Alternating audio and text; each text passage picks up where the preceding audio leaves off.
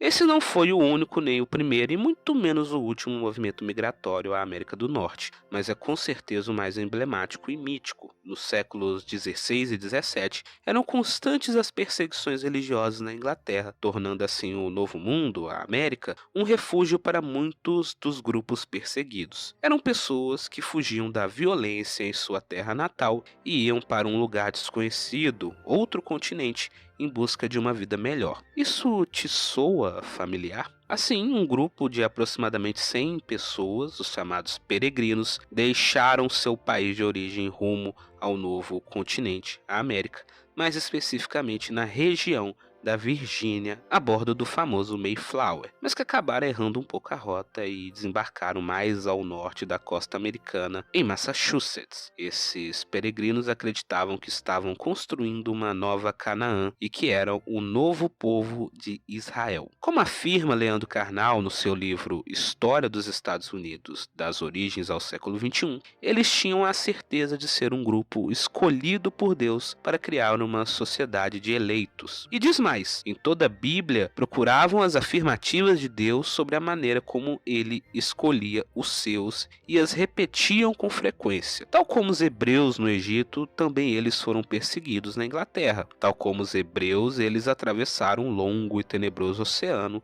muito semelhante à travessia do deserto do Sinai. Tal como os hebreus, os puritanos receberam as indicações divinas de uma nova terra e são frequentes as referências ao pacto entre Deus e os colonos puritanos. A ideia de povo eleito e especial diante do mundo é uma das marcas mais fortes na constituição da cultura dos Estados Unidos. Esses peregrinos criaram suas comunidades na América sob essa crença. Eram considerados cidadãos nessas comunidades, homens adultos e membros da igreja, e em vista disso, podiam participar da corte geral. A vontade de Deus para esses colonos constituía lei, o que poderíamos até entender como uma teocracia, porém, os ministros da fé não dispunham de poder direto. As questões civis eram, em geral, resolvidas pelos magistrados que, apenas quando discordavam, recorriam ao clero. Quase todos acreditavam que era dever do Estado apoiar a igreja, cobrar comparecimento aos cultos, exigir uma moralidade,